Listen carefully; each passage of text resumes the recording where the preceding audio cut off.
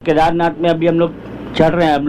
अभी हम लोग को आधा घंटा अब लगेगा अभी हम लोग को चढ़ने में नहीं, चढ़ाई करने में। अभी वहाँ से चढ़ेंगे हम लोग, फिर घोड़ा पकड़ेंगे, घोड़ा से फिर हम लोग चढ़ाई करेंगे अब केदारनाथ के लिए।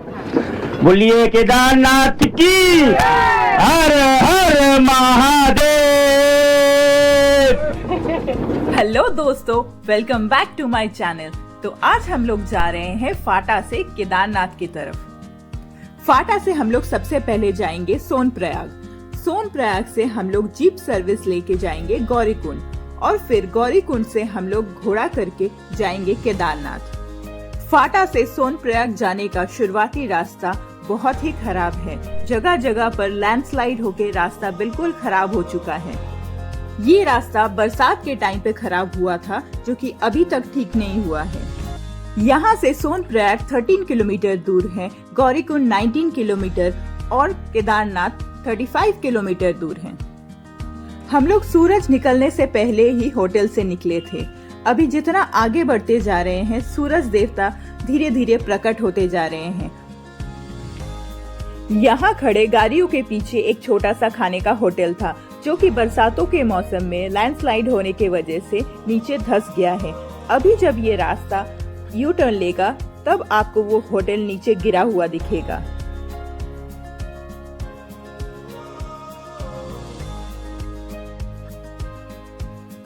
पहाड़ों का सनराइज देखने का कुछ अलग ही मजा है। ऐसा लग रहा था कि सूरज देवता हमारा वेलकम कर रहे हो। ये जो आप हेलीकॉप्टर देख रहे हो, ये है फाटा से केदारनाथ जाने का हेलीकॉप्टर सर्विस, जिसका टिकट हमें नहीं मिला है अनफॉर्चुनेटली। हम लोग पहुंच चुके हैं सोनप्रयाग। यहाँ पे हम लोग अपना गाड़ी छोड़ देंगे और पैदल आगे बढ़ेंगे। यहाँ पे उतरते ही जल्दीबाजी में हमने बहुत बड़ा मिस्टेक कर दिया। हमने जो मेडिकल किट बनाया था, जिसमें मम्मी पापा का रेगुलर का दवाई था, वो गाड़ी में छूट गया था। और जब हमें बैग के बारे में याद आया, तब हम लोग काफी दूर बढ़ चुके थे और हमारे ड्राइवर भैया भी जा चुके थे वहाँ से। उस वक्त हम लोग और कुछ कर नहीं सकते थे, इसलिए हम लोग भोले बाबा के ऊपर सब कुछ छोड़ के उनके भरोसे आगे बढ़ने लगे। हमारे राइट साइड में है सोनप्रयाग का पार्किंग एरिया। यहाँ पे आप 4 व्हीलर या 2 व्हीलर जिसके साथ आप आ रहे हो, वो यहाँ पे पार्क कर सकते हैं। तो सबसे पहले यहाँ पे हमें कराना है अपना रजिस्ट्रेशन चेक और उसके बाद लेना है जीप के लिए टिकट। ये हमारा 3rd धाम है। तीनों धाम में एंटर करने से पहले हमारे सब मेंबर का रजिस्ट्रेशन चेक कराना पड़ा था इसी तरह से।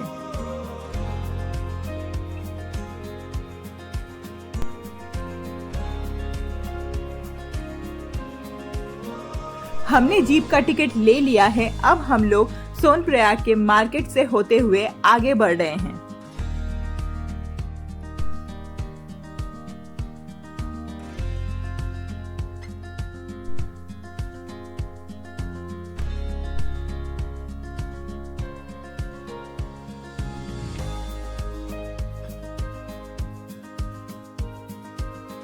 अब हमें इस पुल को क्रॉस करना है और उसके बाद हमें मिलेगा जीप सर्विस।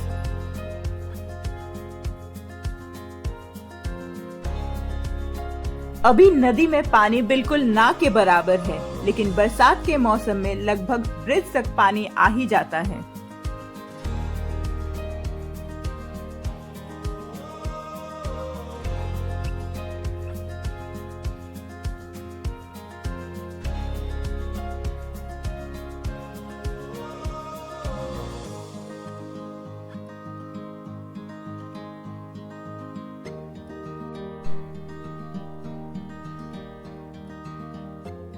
तो यहीं से हम लोगों को भैया पिक करेंगे और गौरीकुंड में जाके ड्रॉप कर देंगे।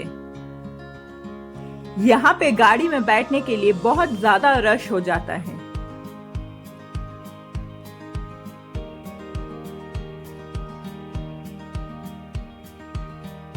तो यहाँ से हम लोग निकल पड़े हैं गौरीकुंड के लिए। जितना हम आगे बढ़ रहे हैं, हमारा एक्साइटमेंट लेवल और बढ़ रहा है। गाड़ी में हम लोग एकदम ठूस ठूस के बैठे हुए थे। इस गाड़ी में 10 लोग थे, ड्राइवर को लेके 11 लोग। हम लोग पहुंच चुके हैं गौरीकुंड। यहाँ से हम लोगों को लगभग 2 से 3 किलोमीटर चलना पड़ेगा घोड़ा पड़ाव तक पहुँचने के लिए।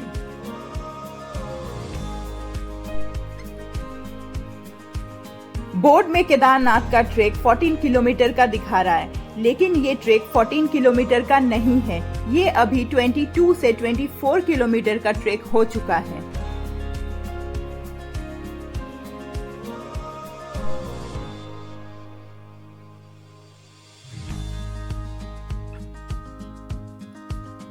हम यहाँ पे ब्रेकफास्ट करने के लिए बैठे हैं। यहाँ पे हम लोग ब्रेकफास्ट करेंगे, वॉशरूम यूज करेंगे और फिर घोड़ा पड़ाव के लिए आगे बढ़ेंगे। यहाँ पे बहुत सारा रेस्टोरेंट है जहाँ से आप लोग खाना खा भी सकते हैं और ट्रेक के लिए पैक भी करा सकते हैं। यहाँ पे हमने ऑर्डर किया है सैंडविच, मैगी और आलू पराठा। ब्रेकफास्ट कंप्लीट करके अब हम लोग निकल पड़े हैं घोड़ा पड़ाव की ओर।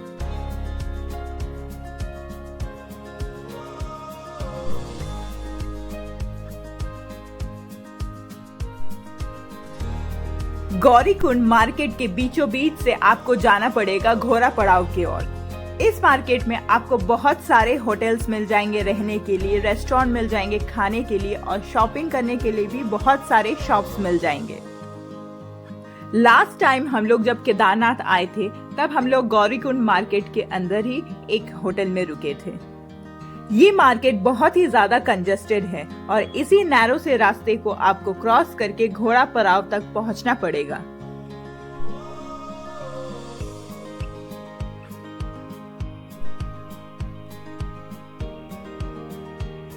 मम्मी के पैरों में बहुत ज्यादा तकलीफ है, वो ज्यादा चल नहीं पाती है और ऑलरेडी आज वो बहुत ज्यादा चल चुकी है, इसलिए घोड़े वाले भैया और बुबू उनको हेल्प कर रहे हैं चलने में। ये है नया गौरीकुंड। 2013 के आपदा के बाद पुराना गौरीकुंड टूट गया था, उसके बाद ये बना है।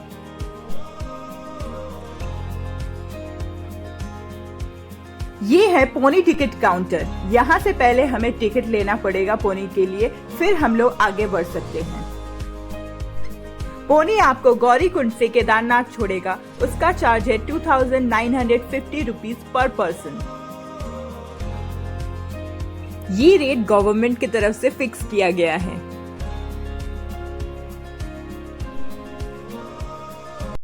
हम पहुंच चुके हैं घोड़ा पड़ाव। यहाँ से हम लोग घोड़े पे बैठेंगे और घोड़े का जर्नी स्टार्ट करेंगे केदारनाथ के लिए। मम्मी के लिए घोड़े पे बैठना बहुत ज्यादा मुश्किल हो गया था, लेकिन घोड़े वाले भैया ने जिस तरह से मम्मी को घोड़े पे बिठाया वो सचमुच तारीफ के काबिल है। हम लोग घोड़े का सवारी बिल्कुल नहीं करना चाहते थे, इसीलिए हमने बहुत ज्यादा ट्राई किया था कि हमें हेलीकॉप्टर का टिकट मिल जाए, लेकिन अनफॉर्चुनेटली वो हमें नहीं मिल पाया। इसलिए हमें घोड़े का सवारी लेना ही पड़ा और इस बात का गिल्ट हमें जिंदगी भर रहेगा। बुबू के बाद अब मेरी बारी है घोड़े पे चढ़ने की। बैग लेके घोड़े पे चढ़ना बहुत मुश्किल हो रहा था मेरे लिए।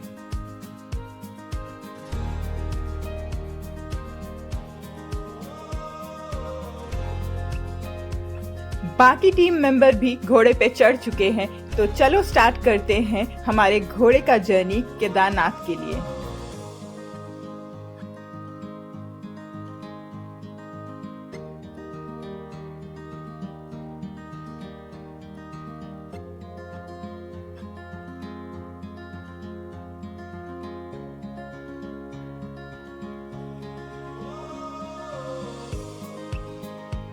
यहाँ पे घोड़े का टिकट चेक होता है, लेकिन पुलिस वाले ने हमारा कोई चेकिंग नहीं किया था। घोड़े वाले भैया ने खाली बता दिया था कि हम लोग कितने मेंबर हैं।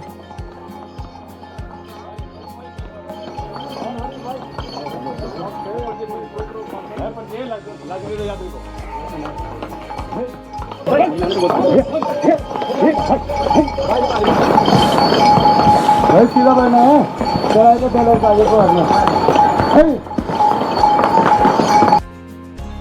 यहाँ से असली ट्रेक का मजा स्टार्ट होता है। मैं बहुत ज्यादा कुछ बोलना नहीं चाहूंगी, आप बस रास्तों का और नजारों का मजे लो।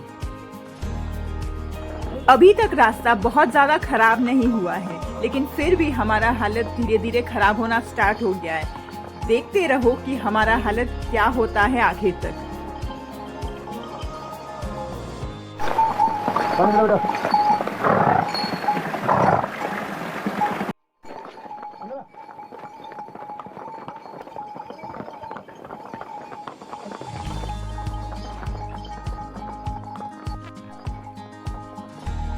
आगे आने वाला है रुद्र फॉल्स, जिसमें अभी फिलहाल ज्यादा पानी देखने को नहीं मिलेगा। बरसात के मौसम में ये सारे फॉल्स एकदम भयानक रूप ले लेते हैं यहाँ पे।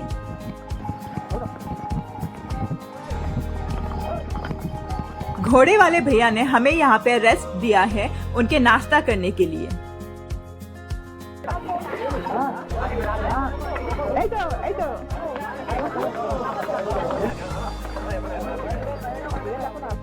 हम यहाँ पे इंतजार कर रहे हैं जर्नी फिर से स्टार्ट होने का।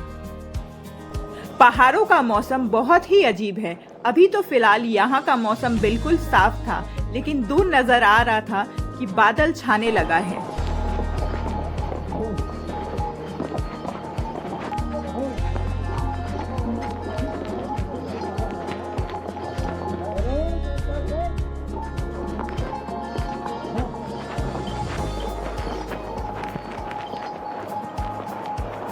यहाँ पे आपको पूरे ट्रेक में खाने पीने का सामान आराम से मिल जाएगा। अभी तो फिलहाल दुकानें बहुत कम हैं, क्योंकि ये सीजन का एंड है। एक हफ्ते में केदारनाथ बंद होने वाला है। सीजन के टाइम पे और ज्यादा दुकानें रहते हैं। हम लोग पहुंच चुके हैं भीमबली। यहाँ पे भी कई लोग रेस्ट करते हैं। हम लोग के लेफ्ट साइड में है GMVN का रेस्ट हाउस और रेस्टोरेंट।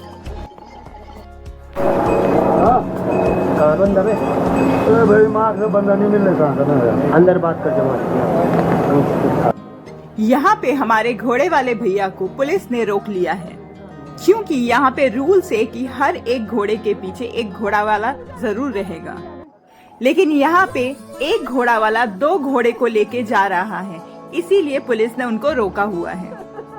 लेकिन यहाँ पे भैया लोगों को तो पुलिस ने रोक लिया है, लेकिन हमारा घोड़ा अपने आप चलने लगा है, जिसको मैं नहीं रोक पा रही थी। बुल्ला बुल्ला, ये भी जा रहा है। इधर से कहाँ जा रहे हैं?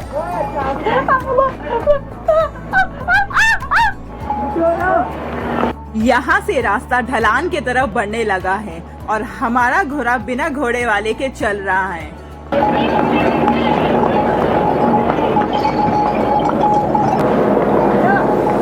हटो हटो।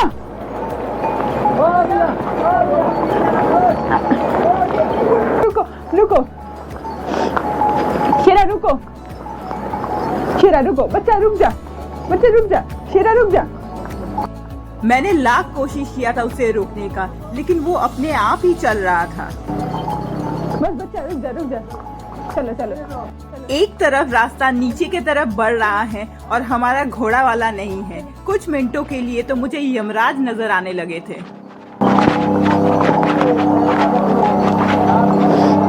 मार टाइट धरो, मार टाइट धरो, मार टाइट धरो, मार टाइट धरो, टाइट करो धरो, टाइट करो धरो।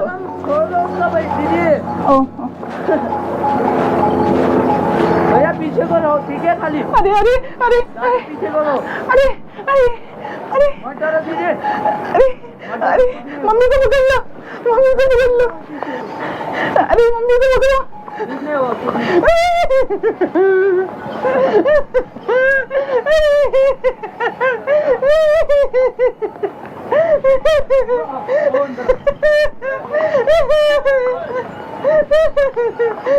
मत डरो दीदी।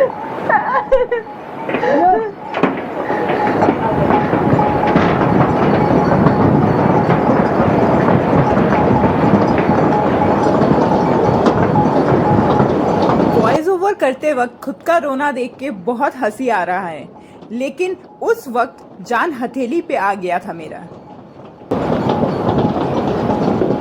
मार के क्या छो? कहा था ना, आसमान में बादल छाने लगा है। हम लोग जितना आगे बढ़ रहे हैं, बारिश धीरे धीरे स्टार्ट होने लगा है। कुछ कुछ रास्ते इतने नैरो हैं कि घोड़े एक दूसरे से टकरा रहे हैं। कई कई जगहों पे तो पहाड़ों में पैर टकरा जा रहा है।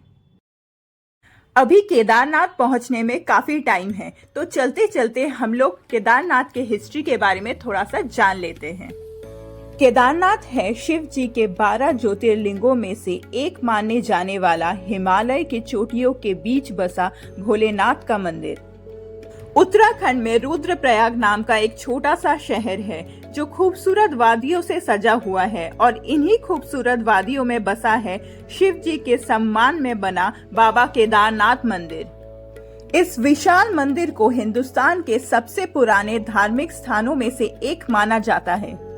केदारनाथ मंदिर का सबसे पहला वर्णन 7वीं सदी में लिखे गए स्कंद पुराण में किया गया था। तो इस बात से ये पता चलता है कि ये मंदिर कितना पुराना है। समुद्र के तट से 3584 मीटर ऊपर बसा है ये मंदिर। बर्फीले पहाड़ों के बीच बसे इस मंदिर से कई हैरान कर देने वाली बातें जुड़ी हुई है। इस मंदिर की स्थापना की कहानी महाभारत से जुड़ी हुई है। माना जाता है कि महाभारत के युद्ध के बाद पांडव अपने कर्मों पर शर्मिंदा थे। उन्हें इस बात का पछतावा था कि उन्होंने अपने परिवार पर शस्त्र चलाए। अपने पापों से मुक्ति पाने के लिए वो भगवान शिव की खोज में निकले, लेकिन महादेव उन्हें माफ नहीं करना चाहते थे। इसीलिए उन्होंने एक बैल का रूप धारण कर लिया और हिमालय के पहाड़ों में जाके छुप गए। जब पांडवों ने उन्हें ढूंढ लिया तो वो उनसे दूर जाने के लिए जमीन के अंदर जाने लगे, लेकिन भीम ने उन्हें उनके पीठ से पकड़कर जोर से खींचा। माना जाता है कि इस वजह से उस बैल के 5 टुकड़े हो गए और वो जहाँ जहाँ गिरे पांडवों ने उन जगहों पर मंदिर बनाया। इन्हीं 5 टुकड़ों को पंच केदार कहा जाता है। इनमें से एक है केदारनाथ। इन पंच केदार के स्थापना के बाद पांडवों ने केदारनाथ में कई अरसों तक घोर तप किए और आखिर में शिव जी ने उन्हें दर्शन दिया और उन्हें हत्या के पाप से मुक्त किया। तब से उस बैल की कुबर यानी हम को ज्योतिर्लिंग के रूप में पूजा जाता है। लेकिन ऐसा माना जाता है कि पांडवों के बाद कई सदियों तक ये मंदिर बर्फ की चादर से ढका रहा। बाद में आदि शंकराचार्य ने इस मंदिर को ढूंढ निकाला और पुनर्स्थापित किया। तो ये था केदारनाथ मंदिर का कहानी। आपको कैसा लगा जरूर बताना मुझे। तो चलिए बातों बातों में हम लोग बहुत आगे तक आ गए हैं। ऑलमोस्ट हम लोग केदारनाथ पहुंच चुके हैं। अभी फिलहाल बारिश रुक गया है और आसमान भी साफ होने लगा है। हम लोग जितना आगे बढ़ते जा रहे थे नज़ारे उतने ही ज्यादा सुंदर होते जा रहे थे।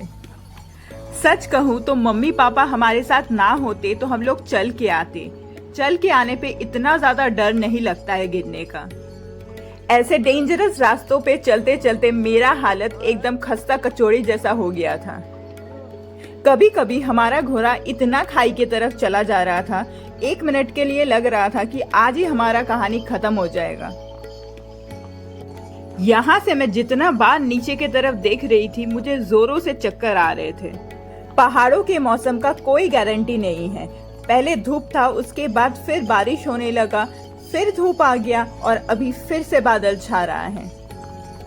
चारों तरफ कोहरा छाने लगा है और धीरे धीरे स्नोफॉल स्टार्ट होने लगा है। এটা বৃষ্টি না স্নোফলস হচ্ছে, দেখো পুরো হোয়াইট হয়ে গেছে। स्नोफॉल स्टार्ट होते ही हमारा खुशी डबल हो गया। वैसे हम लोग अभी केदारनाथ पहुंचे नहीं हैं। मेरे कमर में बहुत ज्यादा पेन हो रहा था जिस वजह से हम लोग थोड़ी देर के लिए रुक गए हैं। सडनली मौसम इतना ज्यादा चेंज हो जाएगा और स्नोफॉल स्टार्ट हो जाएगा, हमने उम्मीद भी नहीं किया था। केदारनाथ का ट्रैक बहुत ही हार्ड है और बहुत ही रिस्की है, लेकिन इसके साथ साथ ये ट्रैक बहुत ही सुंदर है। जब आप ऑलमोस्ट ऊपर पहुंचने वाले होंगे, यहाँ के नज़ारे और वादियों को देख के आप ट्रैक का सारा कष्ट भूल जाएंगे। आपको लगेगा ही नहीं कि आप इतना तकलीफ करके ऊपर आए हैं। हम लोगों को देख के आपको समझ में आ रहा होगा कि हम लोग महादेव के पास पहुंचने की खुशी में सारे तकलीफ भूल चुके हैं।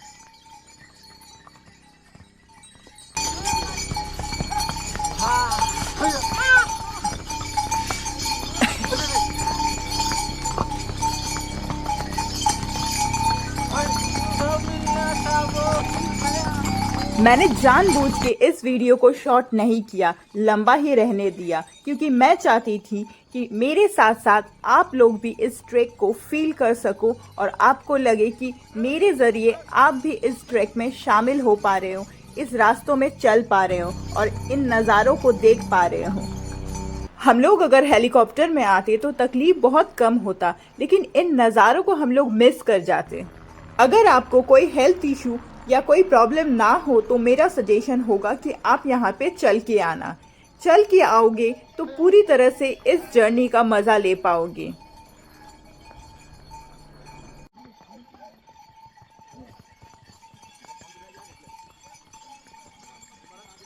देख रहे हो हमारे भोलेनाथ कितने सुंदर जगह में रहते हैं। मैं खुद को बहुत भाग्यशाली मानती हूँ कि मुझे यहाँ पे आने का मौका मिला है और भोलेनाथ का दर्शन करने का मौका मिला है।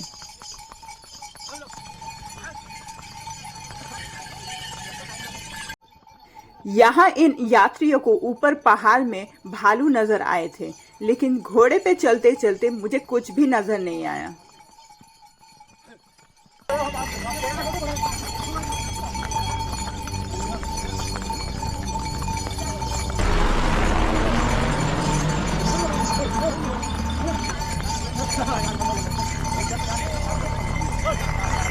तो चलिए हम लोग फाइनली पहुंच चुके हैं। यहाँ से मंदिर 2 से 3 किलोमीटर दूर है। यहाँ से ये डिस्टेंस हमें पैदल ही चलना पड़ेगा। घोड़े के गुड़ के लिए मेरे को टिप।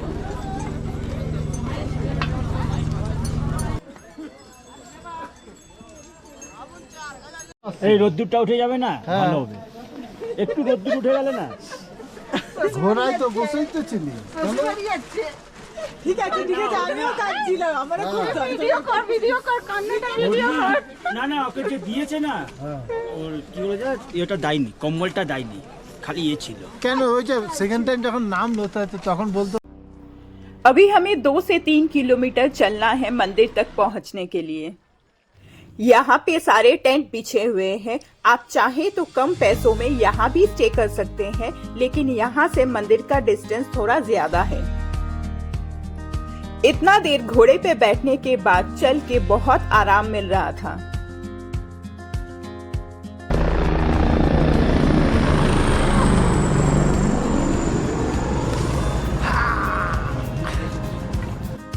केदारनाथ में आते ही अगर ऐसा स्नोफॉल मिल जाए तो कोई भी हमारे जैसा पागल हो जाएगा। চোখ সব কেমন হয়ে গেছে আমাদের না? তোমাকে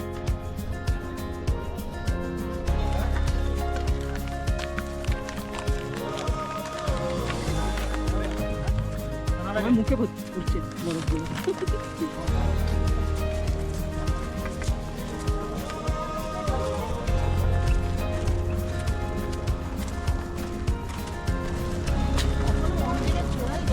হ্যাঁ দেখা গেছে। যাচ্ছে কই? হ্যাঁ দেখে নিয়েছি।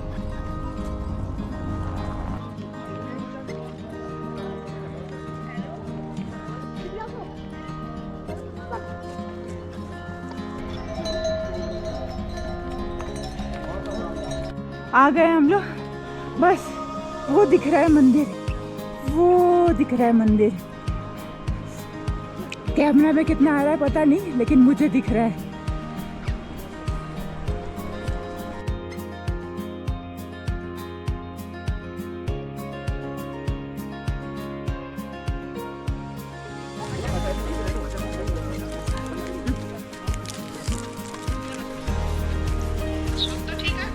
আমি একদম ঠিক আছি।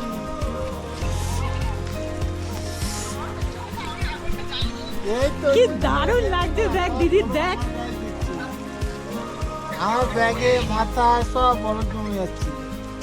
তোমার জন্য নিয়ে যাবো, ব্যাগে ভরছি তোমার জন্য নিয়ে।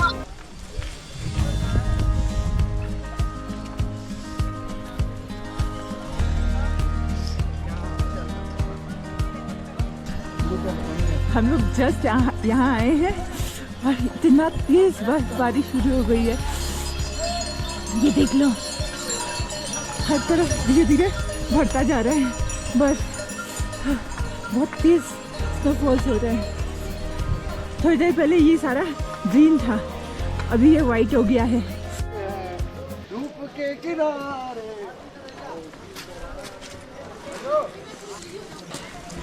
जीवन सार्थक भाई।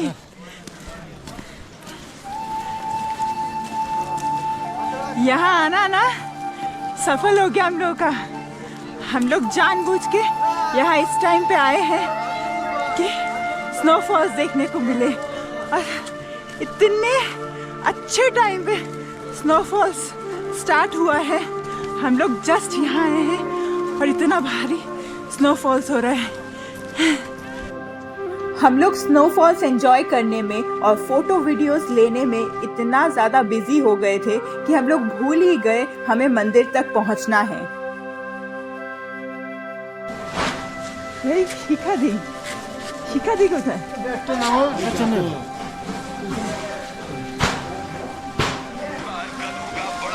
वहाँ से ना वहाँ पे लगी हुई है। यहाँ पे एक वक्त ऐसा लगा कि जब बाहर निकले और स्टॉल लगाए तो स्नोफॉल्स तेज हो जाने की वजह से हमें यहाँ पे रुकना पड़ा है। मम्मी पापा के लिए पॉसिबल नहीं है इतने स्नोफॉल्स में आगे तक चलना। सडन इतना ज्यादा टेम्परेचर डाउन हो जाने की वजह से सबका तबीयत खराब होने लगा था।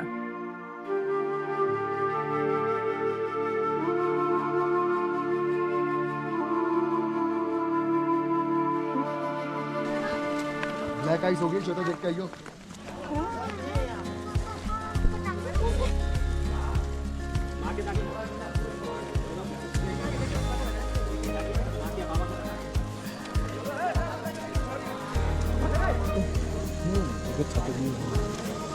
भागो।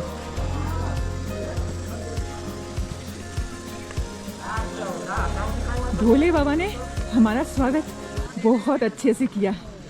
ऐसा स्वागत कौन करता है यार, ये भोले बाबा ही कर सकते हैं।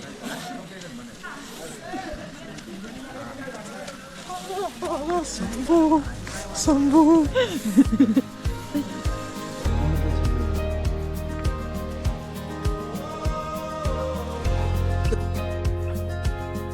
ये जो यात्री आते हुए दिख रहा है आपको, इसके हाथ से लाठी कब छूट गया इसको समझ में नहीं आया, क्योंकि ठंड इतना ज्यादा हो गया है कि इंसान महसूस भी नहीं कर पा रहा है।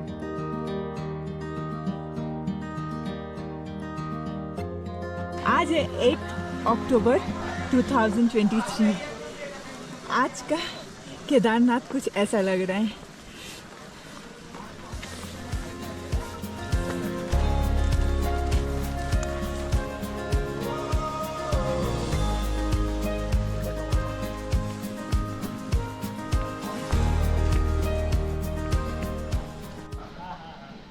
एक घंटे के स्नोफॉल्स में यहाँ का जितना भी ग्रीनरी था वो सब कुछ ब्लैक एंड वाइट में बदल गया।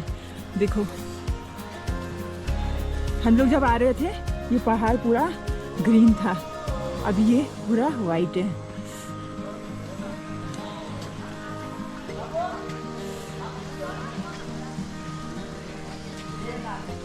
हम लोग अभी तक होटल भी नहीं गए, इतना ज़्यादा स्नोफॉल्स हो रहा है कि मम्मी लोग यहाँ साइड पे बैठ गई है और हम लोग यहाँ पे छतरी लेके स्नोफॉल्स का मज़ा ले रहे हैं, और बीच बीच में छतरी हटा के भी भाग रहे हैं बर्फ़ में। पता नहीं ये बर्फबारी कब बंद होगा, और उसके बाद हम लोग जाएंगे होटल तक। उसके पहले हम लोग नहीं जा सकते क्योंकि हमारे साथ मम्मी पापा है, तो वो चल नहीं पा रहे बर्फ़ में, और ठंड भी बहुत है तो उनको तकलीफ भी हो रहा है। इसलिए हम लोग थोड़ा वेट करेंगे स्नोफॉल सूखने का, उसके बाद आगे बढ़ेंगे।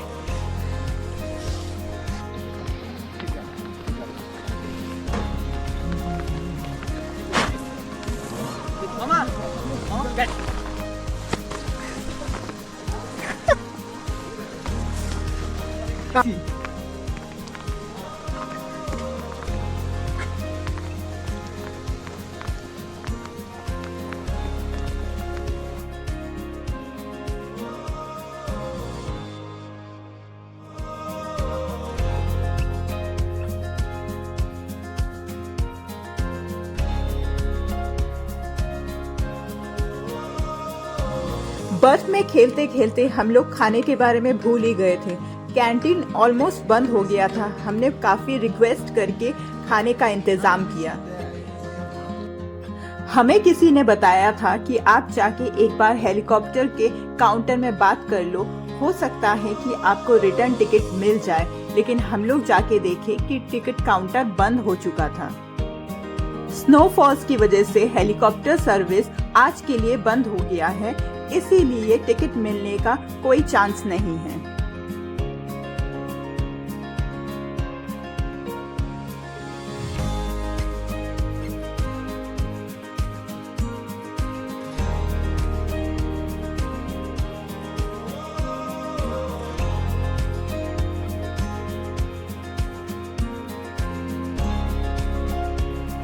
दो घंटे से स्नोफॉल्स होने के वजह से हम लोग यहाँ पे बैठे हुए हैं, लेकिन अभी स्नोफॉल थोड़ा कम हुआ है, इसलिए हम लोग अभी यहाँ से निकलेंगे।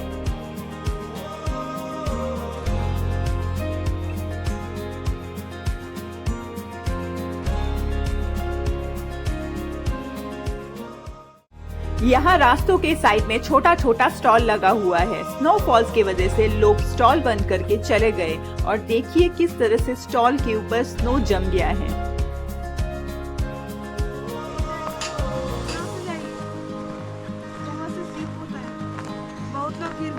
पूरा रास्ता बहुत ज्यादा फिसलन भरा हो गया है, इसलिए चलने में बहुत ज्यादा तकलीफ हो रहा है और बहुत धीरे धीरे चलना पड़ रहा है। ऊपर यहाँ पे HDFC बैंक का ATM है, लेकिन फिर भी मैं कहूँगी कि जितना हो सके कैश कैरी कीजिए।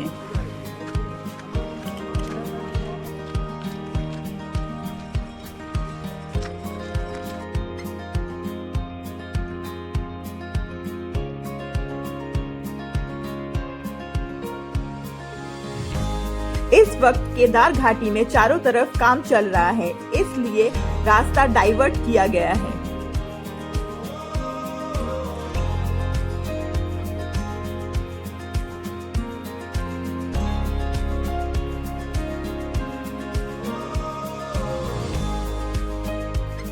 तो चलिए, आखिर तक हमें बाबा का दर्शन हो ही गया।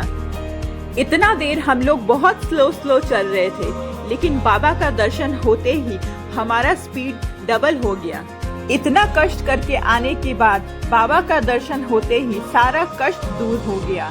सबके चेहरे पे एक हंसी सा खिल गया है। किसी के भी चेहरे पे कोई तकलीफ नहीं है, सबके बॉडी में एनर्जी बढ़ गया है।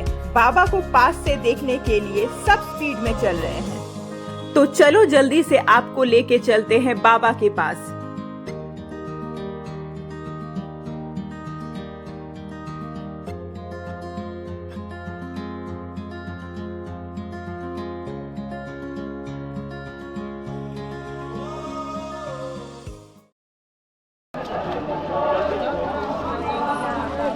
बाबा के नगरिया में जय जय सीताराम, हो बहिनी बोलो सीताराम, हो भैया बोलो सीताराम, बोलो बाबा के नगरिया में जय जय सीताराम। 1 घंटा ढूंढने के बाद बहुत मुश्किल से हमें 4000 का एक रूम मिला। यहाँ पे एक रूम 10-12 हजार का बता रहा था, लकीली हमें 4000 का मिल गया। व्लॉग ऑलरेडी बहुत ज्यादा लंबा हो गया है, इसलिए बाकी का व्लॉग नेक्स्ट पार्ट में आएगा, उसके लिए आपको थोड़ा सा इंतजार करना पड़ेगा। अगर आपको मेरा केदारनाथ ट्रेक का वीडियो अच्छा लगा हो तो वीडियो को भर भर के लाइक करो, कमेंट करो, ज्यादा से ज्यादा शेयर करो और मेरे चैनल को सब्सक्राइब कर लेना। जल्द ही मैं मिलूंगी वीडियो के अगले पार्ट के साथ। हर हर महादेव।